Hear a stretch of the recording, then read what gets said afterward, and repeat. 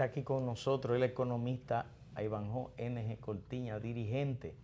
Uno a veces medio se va a equivocar diciendo del PLD, pero es de la fuerza del pueblo. Así que buen día, Ivanhoe N.G. Cortiña. Buenos días, Alexander. Buenos días, Manuel, por permitirme estar en su programa. Realmente. Nueva vez, creo. Sí, aunque hacía mucho usted no había votado. ¿Cómo percibe la conclusión de la situación económica dominicana al final de año? Mira, como el hijo bueno a su casa vuelve, y como Alexander dijo que lo habíamos votado, el hecho de yo estar aquí presente en el cierre del año es una expresión de cariño y de afecto a ustedes. Es recíproco, es recíproco. De manera que por eso estoy aquí, porque el hijo bueno a su casa vuelve. Sí, muchas gracias. Fíjate, Bienvenido. la economía... ¿Perdón? Bienvenido. Muchas gracias, muchas gracias. Mira, la economía dominicana del 2009, creo que si al pasarle balance a sus principales indicadores macroeconómicos, necesariamente tenemos que llegar a la conclusión que la economía se ha enlentecido. Es decir, cuando hablamos de que la economía dominicana se enlenteció, significa que variables que antes crecían continuaron creciendo en el 2019, pero con menor intensidad, con menor ritmo. De ahí lo de lento. Por eso encontramos que el Producto Interno Bruto, que es la principal variable de la economía de un país, en el año 2018 creció en 7%. Sin embargo, ahora para el 2019 estaría creciendo no más de 5%. Eso quiere decir que está creciendo 2% por debajo de lo que creció el año pasado. Y al mismo tiempo estaría creciendo un poco por debajo del crecimiento potencial de la economía dominicana, que es de alrededor de 5.5%. Aunque es cierto también que en la estimación que se hizo a finales del 2018, cuando se formuló el presupuesto de la nación y se preparó el programa monetario, se estableció que el crecimiento de la economía estaría rondando el 5%. Pero ¿qué pasa? Al producirse este fenómeno del enlentecimiento de la economía dominicana, esto no ocurre por obra y gracia del Espíritu Santo. Claro. Esto ocurre porque se produjeron acontecimientos en el país que entorpecieron la buena marcha o el ritmo normal de la economía. Vale decir, en este caso del 2019, que durante el primer semestre, enero, junio, en el país, el debate, la discusión más profunda que se produjo y que creó nerviosismo, creó expectativas negativas y aprehensión, fue el tema de los aprestos por una modificación constitucional, que llevó al partido de gobierno a tener una lucha fuerte interna, ¿no?, que dio al traste incluso con su división. Esos problemas en el partido de gobierno se transfirieron a la sociedad dominicana y llevaron a que los agentes económicos, los inversionistas, así como también el público en general, que somos los consumidores, a contener las decisiones de consumir, especialmente las que son de bienes duraderos, o las decisiones de invertir cuando se trata de los agentes económicos que invierten en el sector agropecuario, en el sector turismo, en el sector eléctrico, en el sector de la construcción o en cualquier otro sector de la economía dominicana. Esa merma llevó a que los principales sectores de la economía dominicana crecieran menos durante el 2019 versus el 2018. Tales son los casos del sector agropecuario, el sector de las comunicaciones, el sector de la manufactura local, el sector de la manufactura que están ubicados en la zona franca.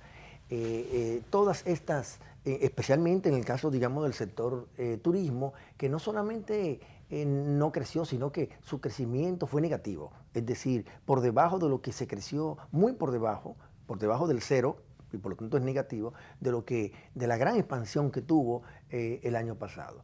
Luego, solo 3 sectores de la economía mostraron un crecimiento que superaron el crecimiento del 2018, que fue el sector de energía y minas, el sector de la construcción y el sector financiero. Pero estos 3 sectores, de esos 3 sectores, el único sector que genera una buena cantidad de mano de obra es el sector de la construcción.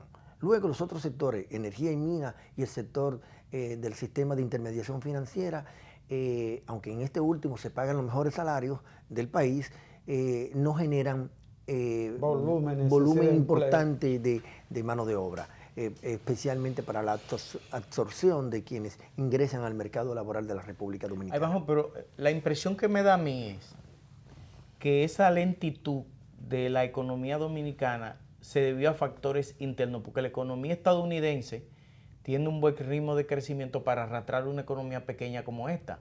El petróleo se ha mantenido, es más, a tal punto que son los países de la OPEC, miembros de la OPEC, los que están tomando medidas para controlar sus precios. O sea, el turismo sí se cayó, pero las remesas se han mantenido.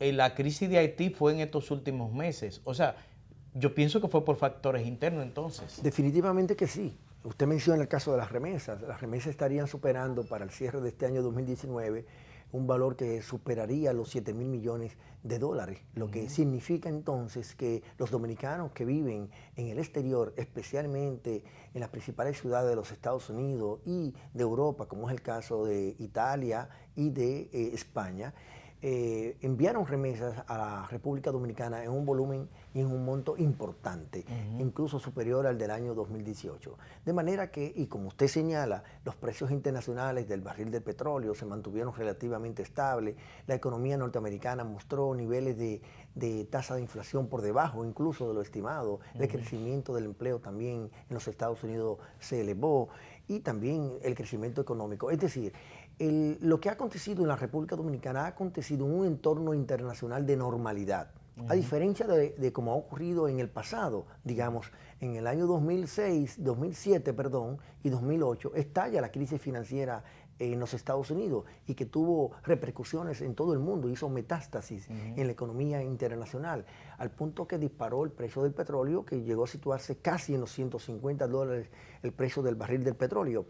Y eso, naturalmente, impactó en todas las economías del mundo, incluyendo la República Dominicana. Entonces, en ese entorno internacional adverso que se manejó la política económica a partir del año 2008 en el país, es totalmente distinto a como se aconteció en la República Dominicana en el año 2019. Es decir, en el año 2019 no incidieron factores externos, exógenos, que vulneraran la buena marcha de la economía dominicana. Pero también, y a diferencia del año 2004, en el año 2004 las nuevas autoridades heredan una situación de crisis del sistema bancario dominicano. Y ya es de origen nacional, de origen local. Sí. En cambio, ahora, en los últimos años, especialmente desde el año 2012, las nuevas autoridades recibieron una economía en crecimiento sin mayores dificultades que las propias de su estructura histórica, pero no tenía dificultades internas ni externas. Por eso es que yo digo que no es lo mismo crecer en tiempos de normalidad que crecer en tiempos de adversidad, como fueron los casos del 2008 con la crisis internacional y como fue el caso del 2004 con la crisis local. Y entonces ese comportamiento de la economía dominicana del 2019, que aunque no es malo porque crecer en 5% diría que hasta envidiable para cualquier país de la región, pero pudimos haber crecido más. ¿Y por qué no crecimos más? Por esa variable que le decía del tema constitucional, que hizo también que no solamente cayera la producción en términos de tasa de crecimiento, porque crecimos solo en un 5%, sino también que otras variables crecieron menos, como es el caso de la oferta de dinero, es decir, el circulante, el dinero que está en manos de nosotros, los ciudadanos, creció alrededor de 24,000 millones de pesos menos de lo que debió crecer conforme al programa monetario de la República Dominicana para el 2019. Pero también tenemos que las tasas de interés bancaria crecieron en desmedro de la producción, en 1.2%. Este año cerraría alrededor de 13.7%, cuando el año pasado fue de 12 y algo por ciento. Pero también estamos cerrando el año 2019, y como estamos hablando de balance, estamos cerrando la economía dominicana con dificultades fiscales, porque el déficit fiscal se había estimado para este año 2019 en 1.7% y estaría cerrando en 2.2%. ¿Y cuál es la mejor demostración de que el déficit fiscal ha aumentado en este año que ya va a concluir en los próximos días? Bueno, que el gobierno central tuvo que someter un nuevo proyecto de presupuesto suplementario o complementario, ahora recientemente, que fue aprobado por el Congreso de la República, en la que por la caída de los ingresos y el aumento del gasto público, que en la suma da algo más de 22.000 millones de pesos, eso estaría adicionando un 0.5% del PIB más de déficit fiscal, que sumado al 1.7% que ya había sido previsto para este año que está transcurriendo, entonces se situaría en 2.2%. Pero también lo mismo ha pasado con la depreciación monetaria. La depreciación monetaria se había calculado para este año 2019 en 4%, es decir, el valor del peso respecto al dólar. ¿Y en cuánto estaría creciendo al cierre del año 2019? En algo más de 5.2%. Es decir, más de un 1% sobre lo estimado se ha depreciado la moneda dominicana. Y eso es una mala señal porque en un entorno en el que las reservas internacionales netas del país han crecido con respecto al 2018, y eso es una luz en términos de los resultados económicos, porque estaría creciendo por encima de lo que creció en el 2018. Y en adición que las remesas, como ya le indiqué, que estarían creciendo por encima también de lo que crecieron en el 2018, que usted tenga una mayor presión cambiaria que produzca que la depreciación monetaria crezca por encima de lo programado, entonces eso es una señal de que los agentes económicos comienzan a perder algún tipo de confianza en el peso dominicano. Y eso hay que preservarlo, porque una de las cosas que más daño le hace a la economía de un país es que los ciudadanos, los inversores, pierdan confianza en la moneda nacional. Pero hay un escúchame un momento, Brito. Hay un economistero que escribió un artículo en El Caribe diciendo que este había sido el mejor gobierno desde el 1844.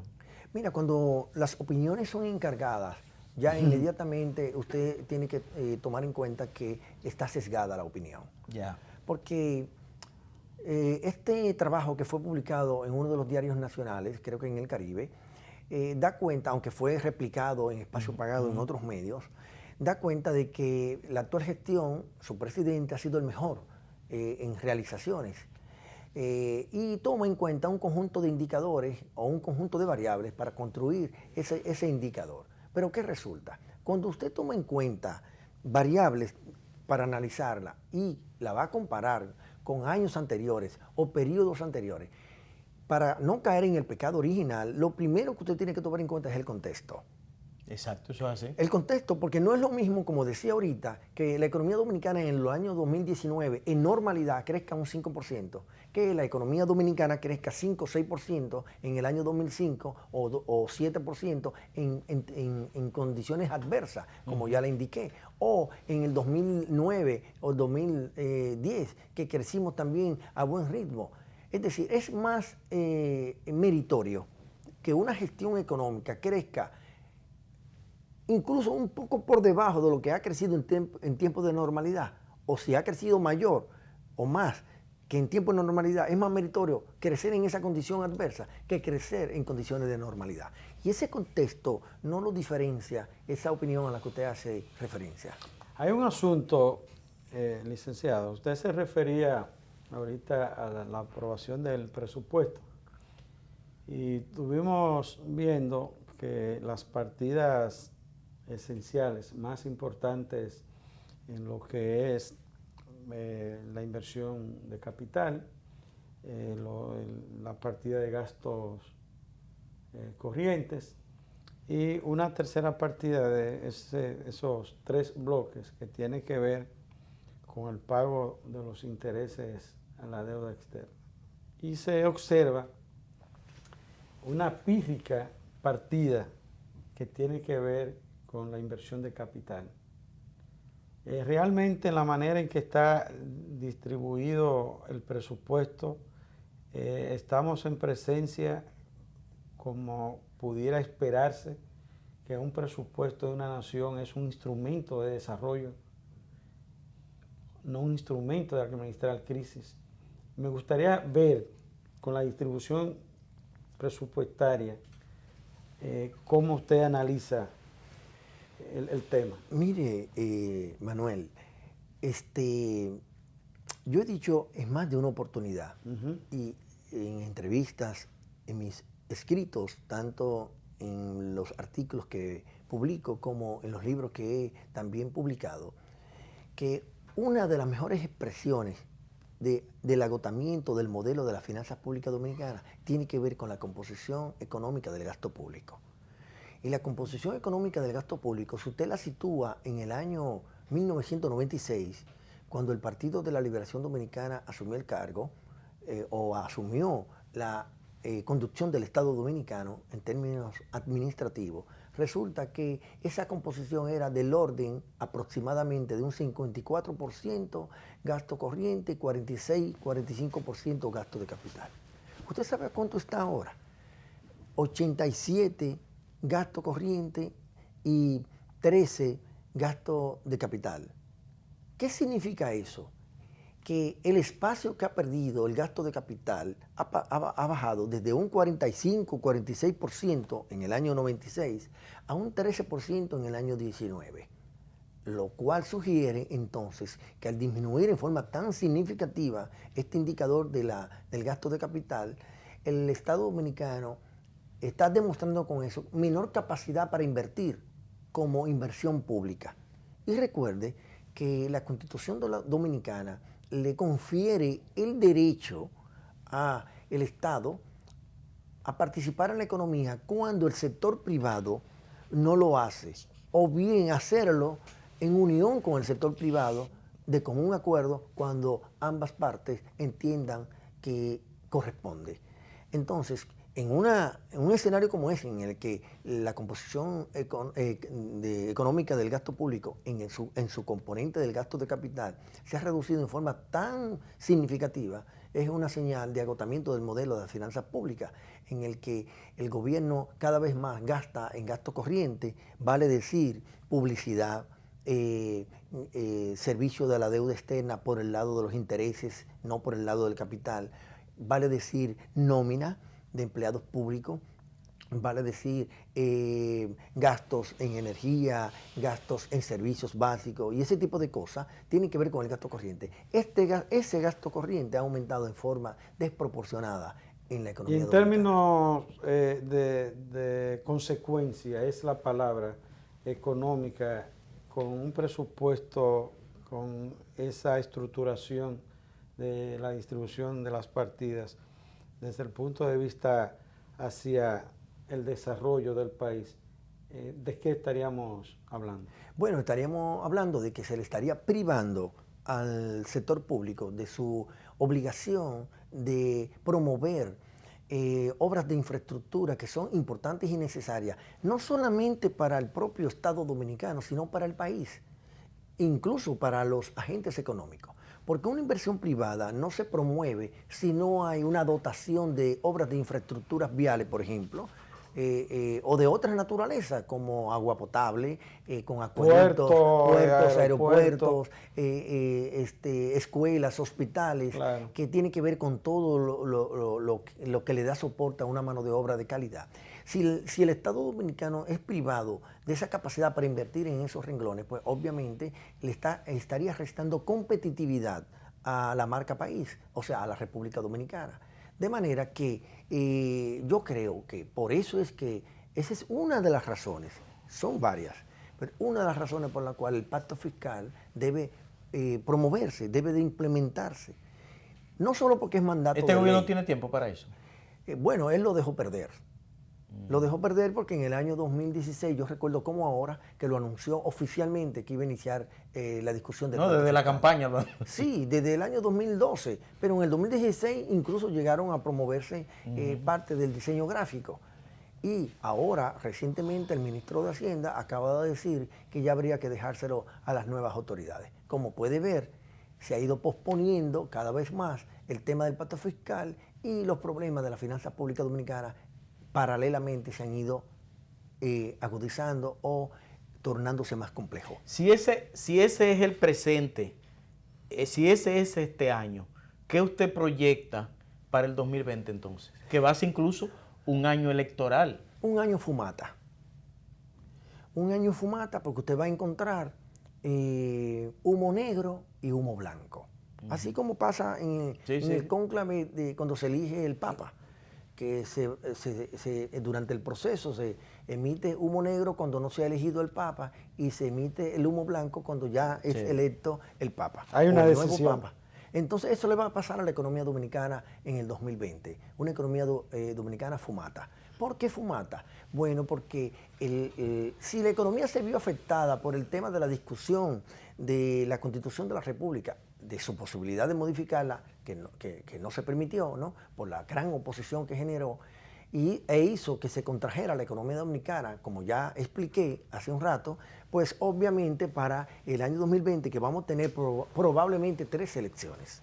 La de febrero, con yo creo que van a haber 3. Las elecciones municipales, y la de mayo, con posibilidad de que también se extienda a junio, porque como está el panorama que describen las encuestas poco profesional que se han publicado, porque las profesionales no se han publicado, indican que habría una segunda vuelta. Y esa segunda vuelta entonces estaría proyectando una lucha política por la presidencia de la República hasta junio.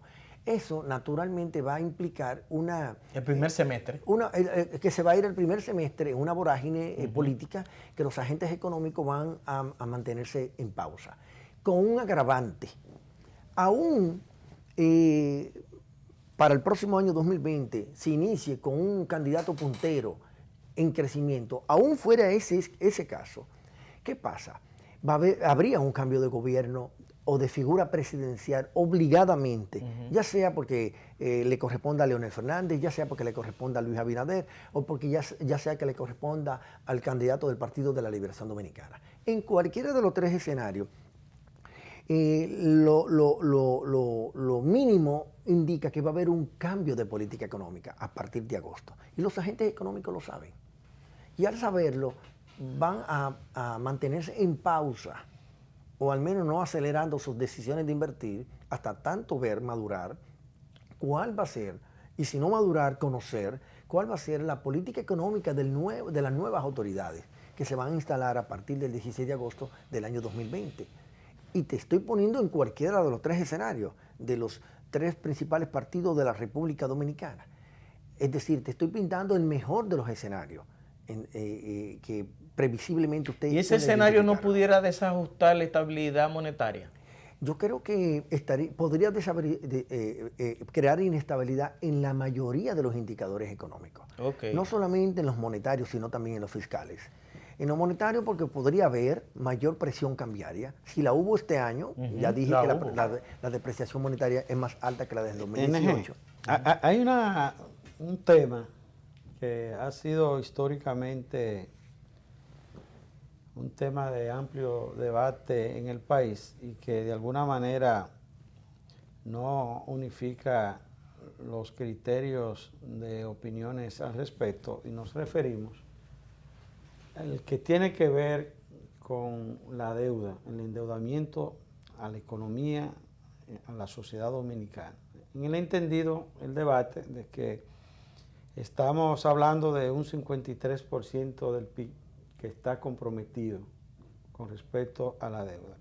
Muchos opinan, economistas, expertos en la materia, que todavía resiste y que estamos en un punto no peligroso. Y otros dicen que estamos muy mal. Realmente, ¿qué piensan de este tema con relación al compromiso de endeudamiento en que está la República Dominicana a nivel de los organismos internacionales y también con organismos nacionales? Fíjate que la mejor expresión de que las cosas en las finanzas públicas no andan como uno quisiera es que cada vez más, o cada año, cuando se formula y luego se ejecuta el presupuesto de la nación, encontramos que las necesidades brutas de financiamiento son permanentes, y en algunos casos en crecimiento. la del año 2019 se estaría situando algo más sobre el 5% del PIB, o sea, del PIB. La deuda pública del sector consolidado, como usted señala, supera el 52%, podría estar en el 53%, y la del sector público no financiero se estaría situando sobre el 39%. ¿De cuánto era la deuda pública del sector no financiero el año pasado? De 37 y algo. Es decir, que ha crecido en un 2% este año. ¿De cuánto se estima que va a crecer para el año que viene, en el 2020? 2% más. Es decir, que a la deuda del sector público no financiero se le estaría adicionando al 39% y algo, casi 40%, se le estaría adicionando 2%, por lo tanto estaría acercándose al 42, casi 43% al cierre del año 2020. Ese problema del endeudamiento externo es una señal de gravedad de las finanzas públicas. Yo sé que algunos colegas acostumbran a comparar la deuda pública del país con la de otros países y dicen, bueno, la de aquí es de 53% y la de Japón es de 100 y tanto por ciento. Y Estados Unidos es el país de mayor endeudamiento sí, en el que mundo. supera el 100% del PIB y la de Japón supera el 200% y la de otros países. Así es. Pero son comparaciones que no resisten compararse, valga esta... La redundancia. Sí, la redundancia. ¿Por qué? Porque Japón, los Estados Unidos y otros países, en una variable que se denomina en la balanza de pago, posición de la inversión internacional, esos países son exportadores de capitales.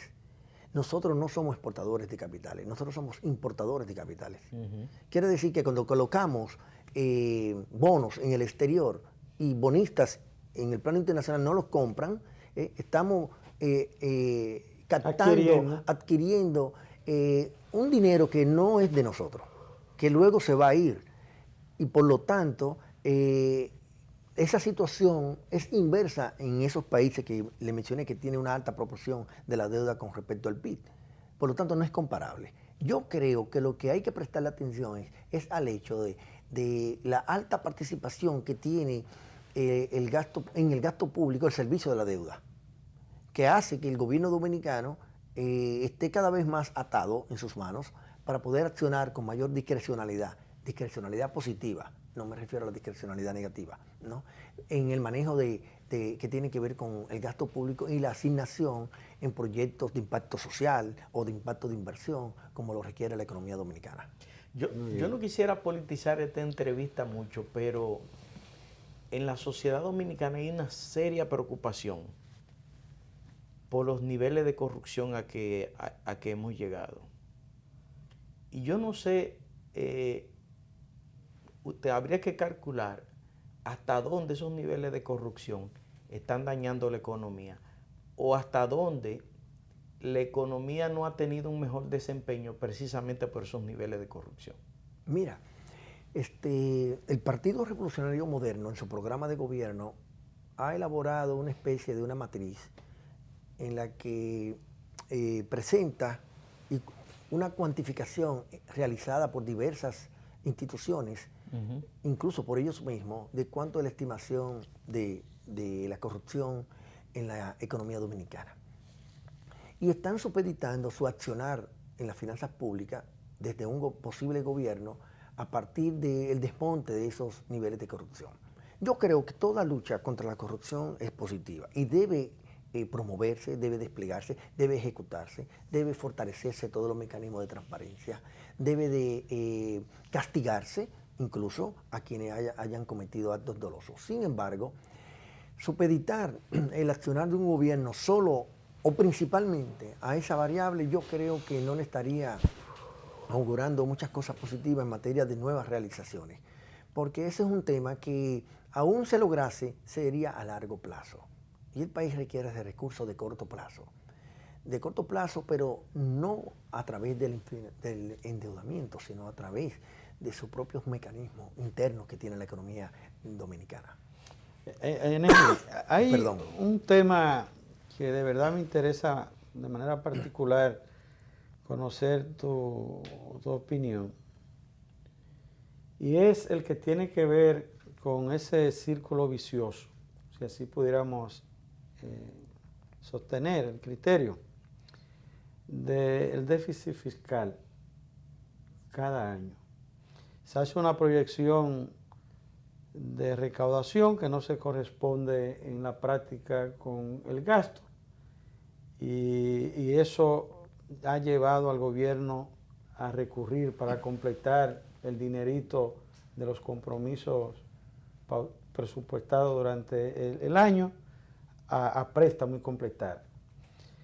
He visto y he leído análisis de economistas que entienden que es una jugada propia, o muy propia, para usarlo así, de la estrategia económica de este gobierno, que sabiendo que no tiene esa seguridad y esa realidad de recaudar esos recursos, proyecta para tener que ir a préstamo y justificarlo. Realmente, ¿qué piensas de eso? Bueno, que hasta tanto no se desmonte en la política presupuestaria dominicana la elaboración de un presupuesto bajo el método del incrementalismo, que significa vamos a aumentar las partidas de conformidad como aumentan la economía nominal. La recaudación. No la recaudación, sino la economía. Es decir, en el presupuesto, quienes lo formulan, lo que hacen es, si la economía dominicana va a crecer en el 2020, por ejemplo, en términos nominales, en un 8%, pues entonces empiezan a ajustar el resto de las partidas sobre la base de ese crecimiento. De ese crecimiento de un 8%. Okay. Y aumentan el gasto público o la estimación del gasto público y la estimación del ingreso público. Pero en la práctica no resulta así. Empezando porque usted tiene una economía informal que desde el punto de vista del PIB ronda el 38%. Y desde el punto de vista del empleo ronda el 49%. Entonces, esa economía informal no tributa. Por lo tanto, usted estaría sobreestimando unos ingresos sobre la base de ese criterio. Y por otro lado, usted tiene una presión tributaria del orden en números redondos de 14%. Y usted tiene una presión del gasto público redondeando 18%, tal vez algo más. Eso significa que usted tiene un desfase entre más gasto sobre ingresos. Y ese desfase financiero es lo que provoca el endeudamiento. Es lo que impulsa el endeudamiento. Hasta tanto en el país no hagamos un pacto fiscal en donde uno se ponga la correa y el ajuste a los requerimientos y a las necesidades y a las posibilidades reales de la economía dominicana, nosotros estaremos siempre aumentando la deuda pública dominicana como ha venido creciendo en forma sostenida durante los últimos años en el país. ¿Y no hay espacio de que el gobierno discipline más un tema también que es de discusión, la calidad de la recaudación, de la inversión, de la recaudación, cobrar los impuestos a quienes más deben pagar, ser más efectivo y no hay espacio ahí que pudiera el gobierno tener un mayor ingreso económico, financiero a los fines de responder sin la necesidad de una reforma fiscal que no sea que vaya dirigida al pago, a obligar a los que más pagan, porque para mí la democracia de un país está en eso. Mira, en la capacidad que tenga ese gobierno en términos económicos a distribuir la riqueza a favor de los que menos tienen. Si no eso se hace, es una democracia media. Así es. En distintas administraciones públicas, no en solo esta, yo creo que en todas, ha habido esfuerzo por mejorar la administración tributaria. Una con más éxito que otra, pero yo creo que todas han desplegado esfuerzo en esa dirección. Y yo creo que debe mantenerse. Pero a todas se le ha olvidado, no se le ha olvidado, a todas no han aplicado algo que yo he propuesto varias veces. Y es que una vez en forma de auditoría, se llegue a la conclusión certera de que un contribuyente debe una X cantidad de dinero y se le dé un plazo para pagarlo y no lo paga en ese plazo, que se publiquen los nombres. Y usted verá que la evasión fiscal se va a reducir significativamente, porque nadie va a querer verse en los periódicos y en los medios de comunicación. No, como mala paga. Como mala paga. No, como evasor, eso está suave. Mira, eso está como muy técnico. Ahí abajo yo conocí hace 2 noches a un ingeniero eléctrico dominicano, pero trabajó en Estados Unidos muchos años y últimamente ha estado aquí en el país, ya está de retiro aquí en el país. Y él me decía que la planta de Punta Catalina está sobrevaluada y él me decía que esa planta no debió de haber pasado de un costo de 1.050 millones de dólares, porque dice él que el costo de una termoeléctrica de ese nivel está vinculado a la capacidad de megavatios. O sea, el megavatio, una explicación técnica terrible me dio. Él me decía que si esa planta va a generar 700 megas, entonces su costo no podía pasar de 1.050 millones de dólares. Esa planta remonta ya por los 3.000 y pico de millones de dólares. El gobierno desde el año pasado está anunciando que va a entrar en operaciones. Los costos en la producción por el factor eléctrico son enormes. ¿Qué usted avisora para el sector eléctrico en este año? Mira, la demanda nacional de energía eléctrica supera los 2.200 megavatios. Y Punta Catalina estaría adicionando un buen porcentaje de esos 2.200 megavatios. El decir que hay una sobreestimación del costo de la obra o que hay una subestimación del costo de la obra de Punta Catalina, yo creo que es arriesgado. Si no se hace un estudio detallado del involucramiento de todos los costos que están involucrados, hasta los denominados costos ocultos que están en todas las obras, privadas y públicas, no habría forma de determinar en forma concreta si Punta Catalina costó 2.375 millones de dólares, como dicen las autoridades públicas, o si son los 3.800, 3.500 y en cifra más conservadora, los 3.000 millones que dicen muchos hacedores de opinión. Yo creo que a nivel de estimación, cualquiera de esas cifras pudiera quedarse en forma inexacta. El gobierno anunció hace unos meses que iba a contratar, creo que llegó a contratar, a una firma norteamericana para que la acompañara al gobierno en todo el proceso de licitación de Punta Catalina. Yo creo que lo que se le debe pedir al gobierno dominicano y que haga pública esa información que levantó esta firma internacional norteamericana.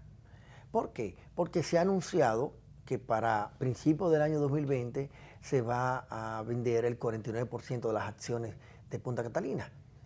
Y para vender las acciones de Punta Catalina, lo primero que tiene que tener como punto de partida es cuánto costó Punta Catalina. Y para definir cuánto costó Punta Catalina, tiene que hacerse un auscultamiento de todos los componentes que conforman la inversión total de Punta Catalina. Por lo tanto, yo creo que yo no me atrevería a arriesgarme a satanizar ninguno de los montos, ni lo que entiende que son sobreestimación, ni lo que entiende que son subestimación. Ok, pero la evaluación está bien, que no tenga así una opinión desde el punto de vista si fue abultado, si hay situaciones en la inversión no claras, pero sí qué opinión tiene con respecto a que sea vendida una parte y el Estado tenga la participación. Realmente... Porque hay quienes han planteado que eso se deje al próximo gobierno. Se justifica esa venta, valió la pena que se hiciera la inversión y se vendiera, el Estado debe seguir un regulador, no haciendo negocios. ¿Cuál es el criterio? Después que yo estudié el contenido económico de la Constitución Dominicana, yo he sido abanderado de enarbolar cada vez que hay un tema en el país, cualquier aspecto que señale la Constitución en esta materia de la economía. Y resulta que por primera vez una Constitución contiene el aspecto económico. Con un elevadísimo contenido, ¿no? Así es. Y justo el artículo, creo que 219, se refiere a la participación del Estado en inversiones públicas en la economía. Y lo hace atendiendo a que si el sector privado no lo hace, pues debe hacerlo el sector público, o debe hacerlo el sector público de común acuerdo con el sector privado, para suplir de bienes y servicios que está requiriendo el desarrollo nacional. Eso lo establece la Constitución de la República. Entonces el Estado consideró que la demanda de energía eléctrica superaba la oferta. Y ciertamente era así. Y por eso se decide invertir en Punta Catalina. Pero ¿qué pasa? La misma Constitución establece el mecanismo para que el Estado Dominicano enajene sus bienes. Y Punta Catalina es un bien público. Y la enajenación, es decir, el ceder, el vender y hasta donar, que es lo que quiere decir la palabra enajenación, un bien público como Punta Catalina, pues obviamente tendría que hacerse de conformidad a la Constitución de la República, que establece que debe ser a través de darle participación accionaria a la población. Y además, como es una empresa pública, supongo que cae bajo el control de la ley de capitalización de las empresas públicas, que ordena que la enajenación a ese nivel de cualquier empresa pública tiene que ser licitada abiertamente, que participe todo el que quiera. Por eso yo digo que todos esos regalos que ha hecho este gobierno de los hoteles y de todas las empresas públicas son ilegales, y un próximo gobierno va a echar todo eso para atrás. Digo, un próximo gobierno de quien sea, no me refiero a nadie en específico, porque todo eso es ilegal, porque la ley de la empresa pública obliga a que todo, y yo que trabajé en el proceso de capitalización de los hoteles, conozco bien eso. No, si Punta Catalina es una empresa pública, entonces cae bajo la jurisdicción de esa ley. Yo diría que principalmente cae en la jurisdicción de la Constitución de la República, que está por encima de una ley particular. Claro. Sí, pero que esa ley detalla cómo deben hacerse las obviamente, cosas. Pero la misma Constitución dice que debe darle participación accionaria a la población. ¿Y cómo se le da participación accionaria en el mundo financiero? A través de el mercado de capitales, o a través del mercado de valores, o a través de un proceso de licitación. Son las dos formas más transparentes que hay para poder ser partícipe del capital accionario de una empresa estratégica como lo es Punta Catalina. ¿Cómo está la fuerza del pueblo? Dice el gobierno que la fuerza del pueblo cayó en un 8%. Dice Luis Abinader que la fuerza del pueblo y el PLD están luchando por el segundo lugar. Y Leonel dijo ayer que el PLD había caído en tercera posición y que su proyecto político estaba en segundo lugar. ¿Usted qué cree? Mira, a mí me tocó por muchos años dirigir el área de investigación de una prestigiosa universidad del país. Y no fueron una ni dos las encuestas que a mí me tocó acompañar en el mundo académico. Cuando quiero decir esto es que superan el centenar de encuestas que de alguna manera yo me vi involucrado en mi calidad de docente y en calidad de director de investigación de la Universidad Católica Santo Domingo. ¿Y qué resulta? Hay métodos que se definen muy claramente para realizar una encuesta. Y yo creo que la primera inobservancia que han tenido las encuestas que se han aplicado en estos momentos es el tiempo. O sea, ¿cómo usted aplica a no ser que usted desde un principio la sesgue, es decir, que quiera inclinarla hacia un lado? Si es así, pues bienvenido. Pero si usted lo que procura es agenciar un dato neutral, objetivo, que retrate la realidad, usted debe esperar que algunas cosas se definan. Porque el escenario dominicano, desde el punto de vista partidario, no está definido. Hoy no hace apenas 2 semanas, o tal vez menos, que se reconoció la fusión de la Fuerza del Pueblo como movimiento con el PTD como partido y convertirse luego en un partido ya reconocido como es la Fuerza del Pueblo. Apenas hacen semanas de eso. ¿Y cómo es posible que se pueda aplicar una encuesta auscultando acerca del posicionamiento de partidos políticos cuando ni siquiera estaba reconocido? Bueno, porque había una intención sesgada de ponerle ese 8%, 10, 8 es mucho. Ahora, que lo midan desde el punto de vista de quienes están participando como candidatos, de las personas, ¿no? Que lo midan desde el punto de vista de Gonzalo Castillo, desde el punto de vista de Luis Abinader, de Guillermo Moreno, de Leonel Fernández, Ito Bisonó, de Leonel Fernández y de otros, de Ramfis Trujillo, que lo hagan desde ese punto de vista. Ahora, ya en febrero pudiera hacerse una encuesta a nivel partidario para medir, ¿no?, el posicionamiento de los partidos. Pero recuérdese que, mire Puerto Plata, mire lo que pasó en Puerto Plata en el año 2016.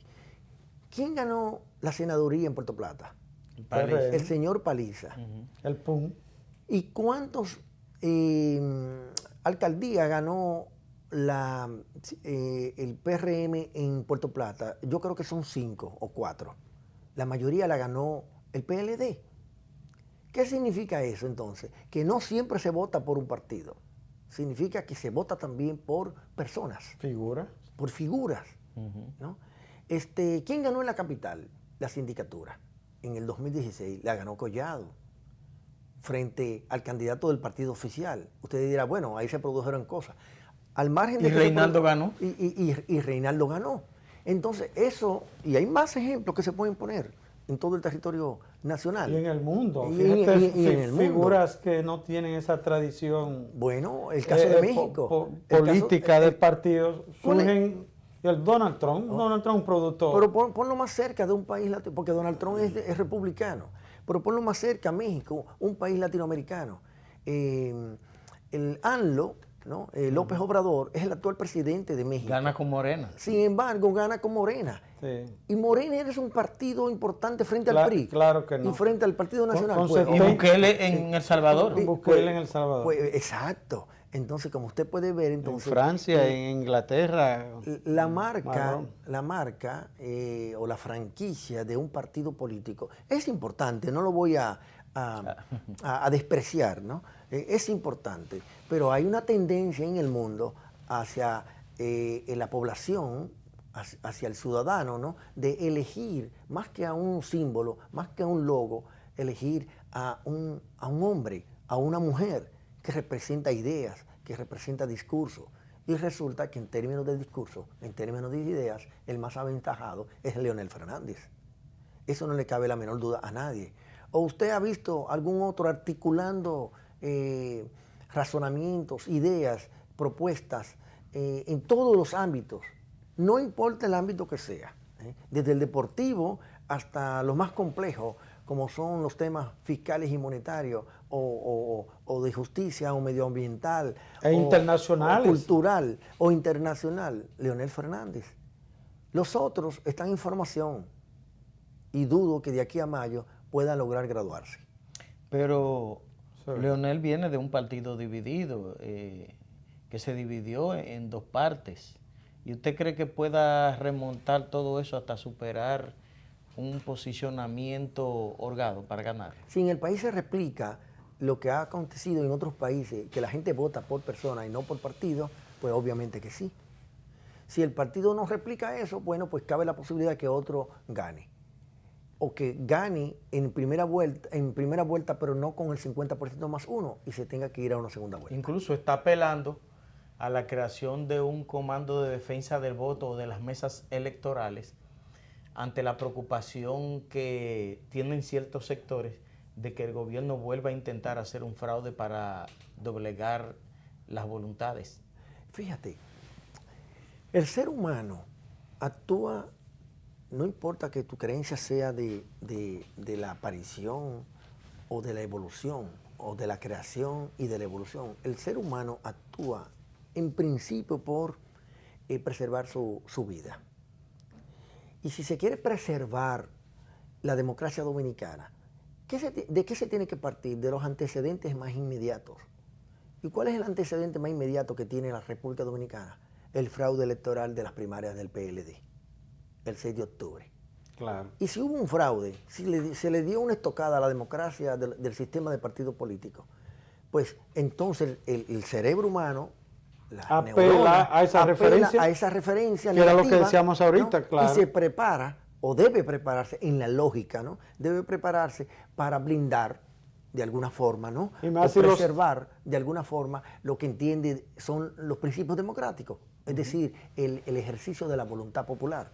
Y ese ejercicio de la voluntad popular, Leonel Fernández ha dicho que lo va a defender en todos los escenarios que sean necesarios, desde el institucional meramente legal hasta con la formación de los comités en defensa. Y no se hacen comités para comprar votos, y no se hacen comités para transmitir data por celulares, Y no se hacen comités para asaltar urnas. asaltar urnas. ¿Y por qué no se puede hacer comité para proteger la voluntad de un pueblo que vota a favor de un candidato? Pues yo lo veo formidable, esta idea del presidente Fernández.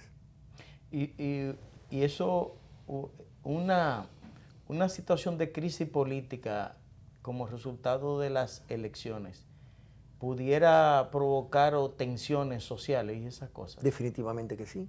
Y yo creo que todos los actores políticos y en general todos los actores de la sociedad dominicana deben promover el mayor nivel de transparencia, el mayor nivel de sosiego para este proceso electoral de este año 2020, febrero y mayo.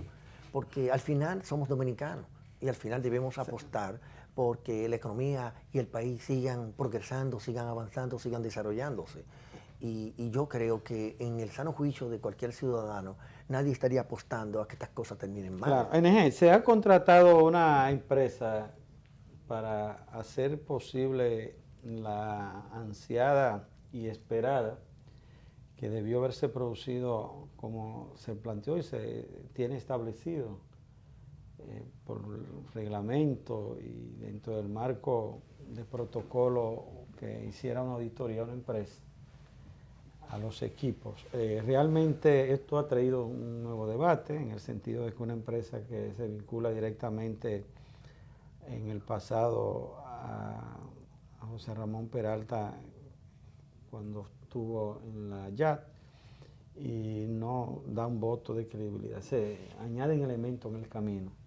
Realmente, ¿qué opinión tiene sobre la auditoría y la empresa que se ha contratado por la Junta Central Electoral? Mira, para la realización de cualquier auditoría, óigase bien, estoy hablando en términos absolutos, de cualquier auditoría, en el sector público o en el sector privado, si no se preserva un principio normativo que se llama independencia económica, los resultados de esa auditoría, de ese examen, tendría una altísima probabilidad de que estén sesgados.